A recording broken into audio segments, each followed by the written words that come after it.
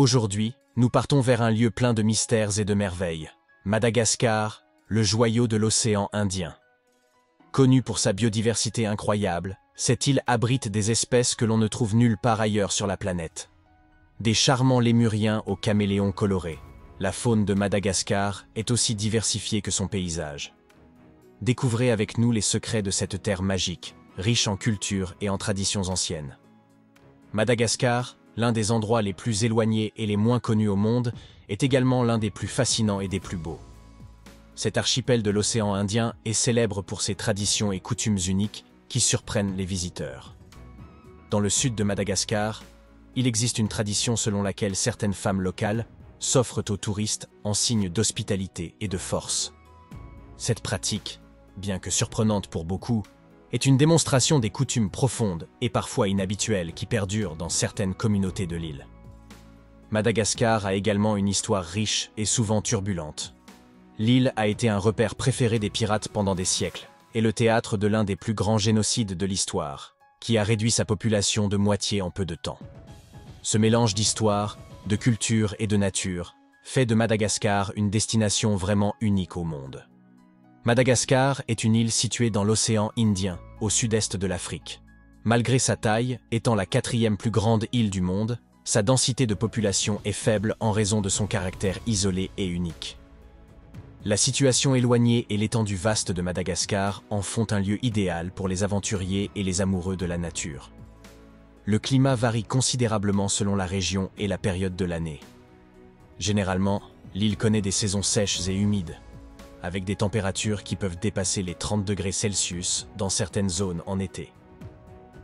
Les zones côtières ont tendance à avoir un climat plus modéré en raison de l'influence de l'océan Indien. Le nom Madagascar provient d'une combinaison de mots malgaches et portugais.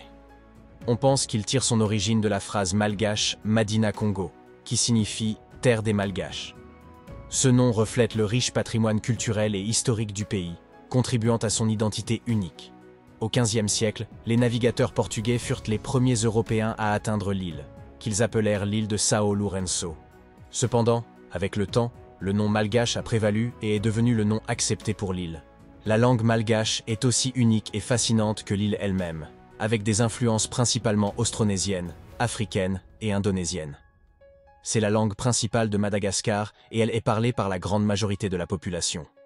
Malgré l'existence de nombreux dialectes sur l'île, le malgache standard est utilisé dans l'éducation, les médias et l'administration gouvernementale. En plus de son histoire linguistique et culturelle riche, Madagascar a une réputation légendaire en tant que repère de pirates. Du XIIe au XVIIIe siècle, l'île, avec ses côtes déchiquetées et ses nombreuses petites îles, offrait des cachettes idéales pour les pirates qui parcouraient les routes maritimes avoisinantes. La légende du trésor perdu de Madagascar. Pendant des siècles, l'île de Madagascar a attiré les chasseurs de trésors, les historiens et les aventuriers, grâce aux nombreuses légendes et mythes sur les célèbres pirates qui auraient caché leurs trésors sur l'île.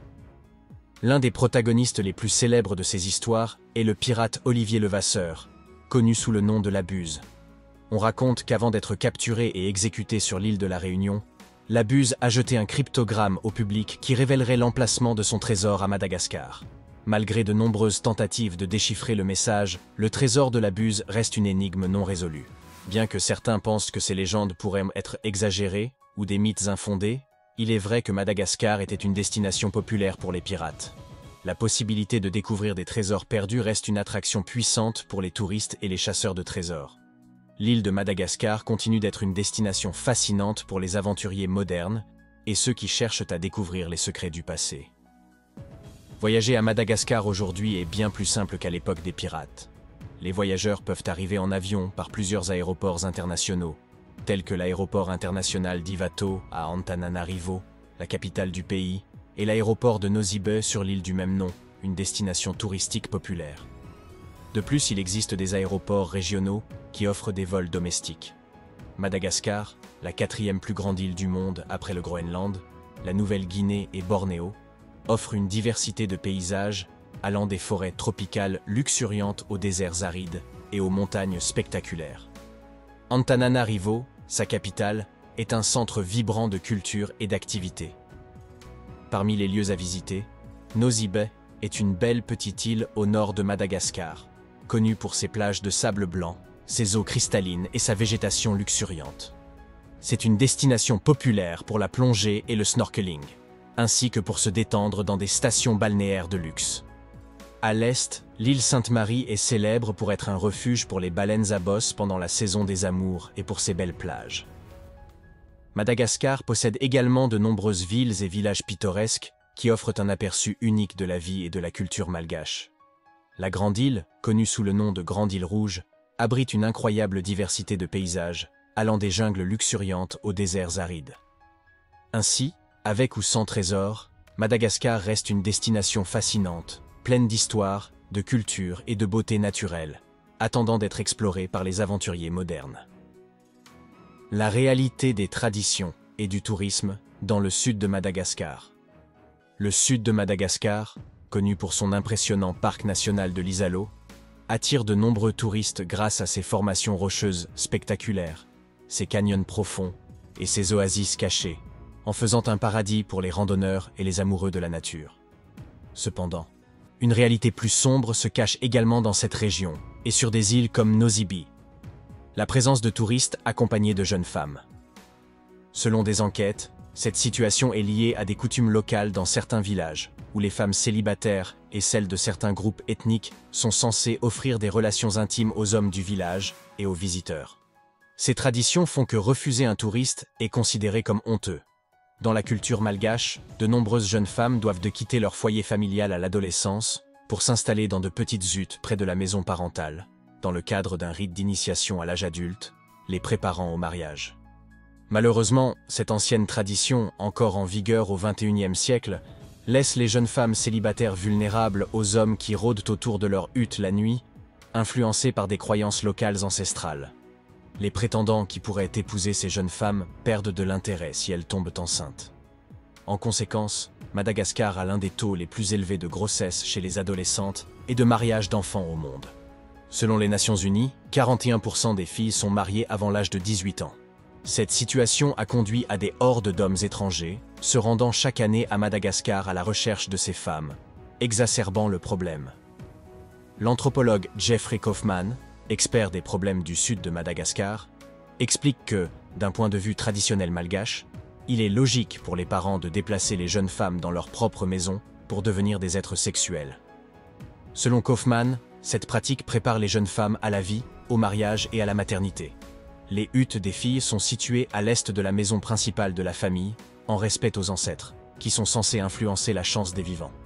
Ces femmes et filles célibataires, connues à Madagascar sous le nom de Ampelatobo, peuvent recevoir des paiements des hommes qui entrent dans leur hutte. Cette réalité contribue à faire de Madagascar l'un des pays au taux de fécondité le plus élevé au monde, avec une moyenne de 4 enfants par femme. Ce phénomène, ainsi que les pratiques culturelles et les conditions socio-économiques difficiles, créent une réalité complexe à Madagascar, où la beauté naturelle et les traditions locales coexistent avec des défis sociaux importants. La réalité économique et naturelle de Madagascar.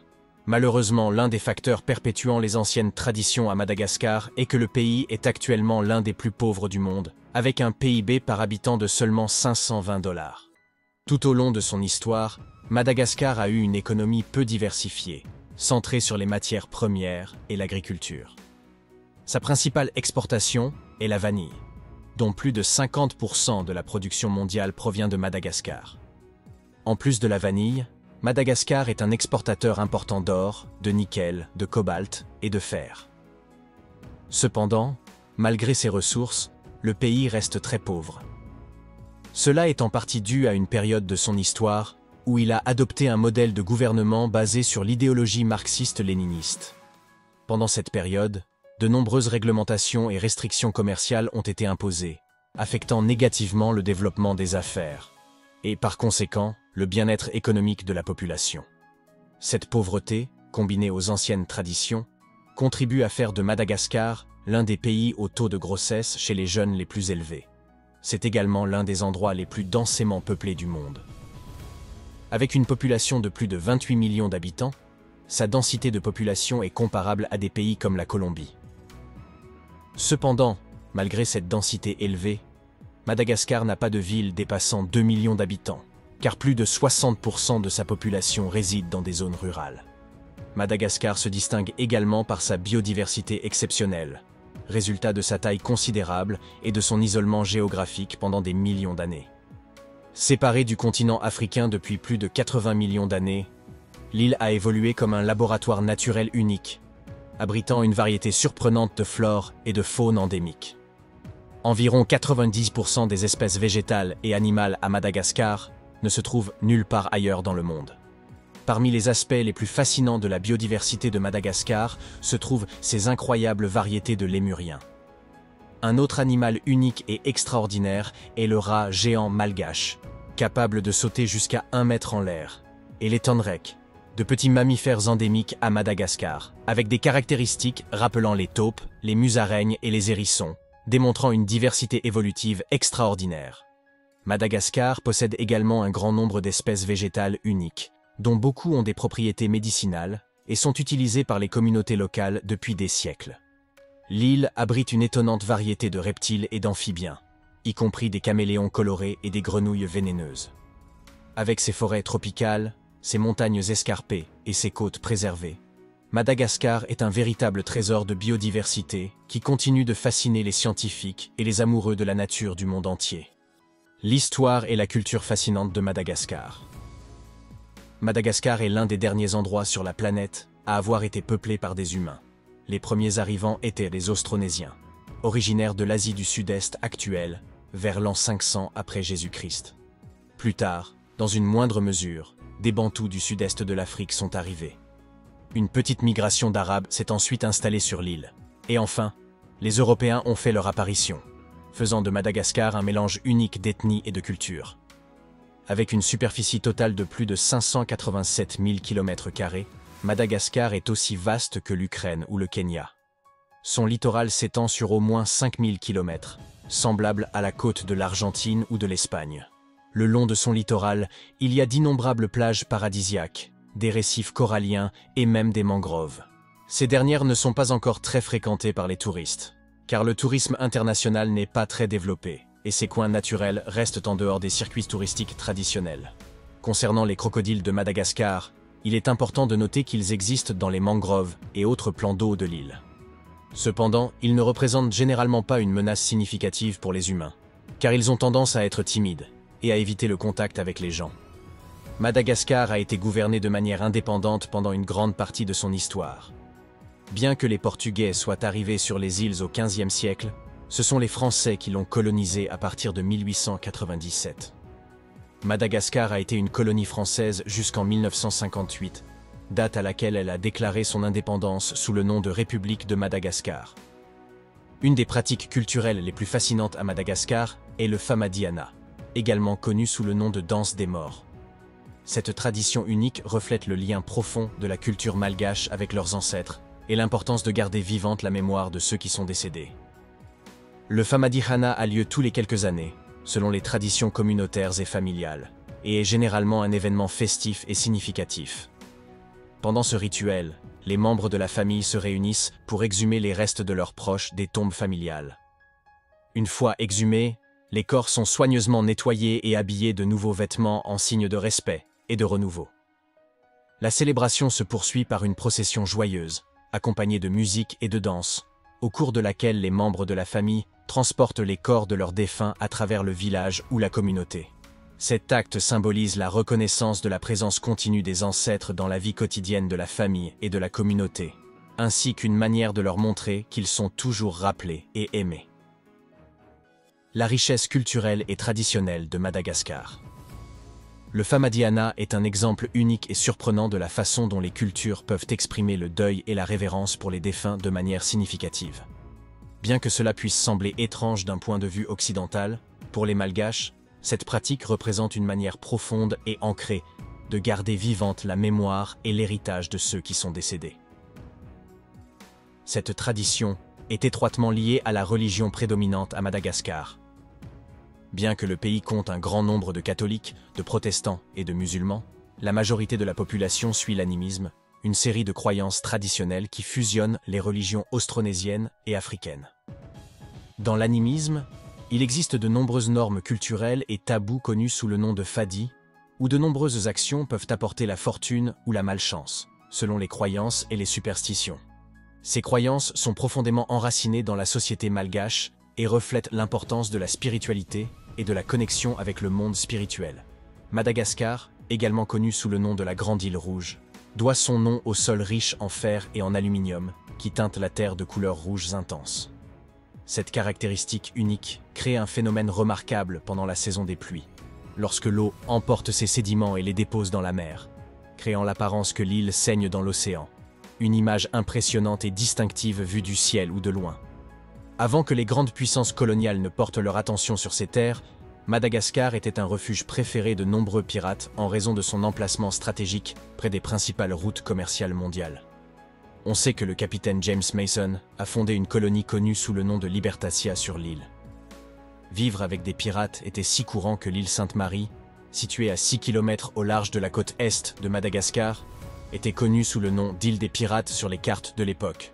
Les vêtements à Madagascar sont également remarquablement distinctifs.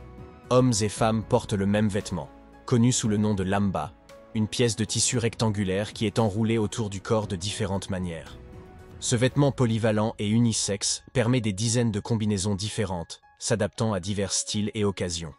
Historiquement, Madagascar était un royaume, et l'un de ses monarques les plus notoires était la reine Ranavalona, connue sous le nom de Caligula de Madagascar.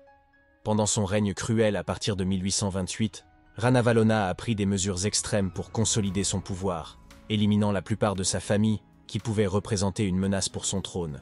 De plus, elle a mis en œuvre une politique de génocide contre quiconque pratiquant la foi chrétienne sur ses terres, entraînant l'expulsion et la persécution de nombreux citoyens. Madagascar, avec son riche mélange de cultures, ses paysages naturels impressionnants et ses traditions profondes, continue d'être un lieu d'un grand intérêt et charme pour les chercheurs et les voyageurs. L'histoire tragique et la richesse naturelle de Madagascar.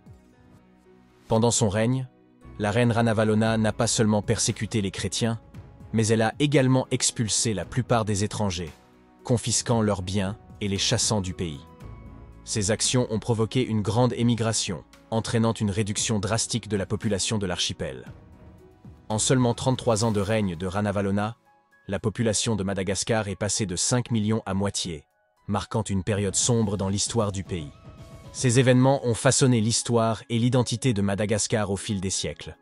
Madagascar fait également face à de nombreux tremblements de terre chaque année, malgré son éloignement de toute faille tectonique active. Au moins 500 séismes sont enregistrés annuellement en raison de la minceur de la croûte terrestre de l'île, ce qui intensifie l'activité du manteau. Cette activité géologique fait de Madagascar l'un des pays les plus géologiquement actifs du monde. Madagascar est un pays très montagneux, avec des plateaux dans sa région centrale, variant entre 500 et 1500 mètres d'altitude, tandis que ses côtes sont assez plates, avec une altitude moyenne de 400 mètres. La hauteur moyenne de l'île est comparable à celle du Japon ou de la Colombie, et son plus haut sommet est le mont Maromokotro, qui s'élève à environ 2876 mètres au-dessus du niveau de la mer. Outre ses montagnes, ses traditions, sa faune unique et sa biodiversité, Madagascar possède plusieurs sites classés au patrimoine mondial de l'UNESCO. Parmi eux se trouve la colline royale d'Ambohimanga, un site de sépulture vieux de plus de 500 ans qui revêt une grande importance culturelle et spirituelle pour le peuple malgache. On trouve également les forêts humides de l'Atsinanana, qui abritent une diversité unique de flore et de faune, incluant de nombreuses espèces rares de primates et de lémuriens, dont certaines sont endémiques à Madagascar et ne se trouvent nulle part ailleurs dans le monde. Ce ne sont là que quelques exemples des nombreux lieux et curiosités que Madagascar a à offrir. Que ce soit pour explorer ses îles reculées, découvrir sa riche culture, ou s'émerveiller devant son impressionnante biodiversité, voyager à Madagascar peut devenir une expérience inoubliable lors de votre prochain voyage. Si vous avez aimé la vidéo, abonnez-vous à la chaîne, laissez votre like et votre commentaire. On se retrouve dans la prochaine vidéo.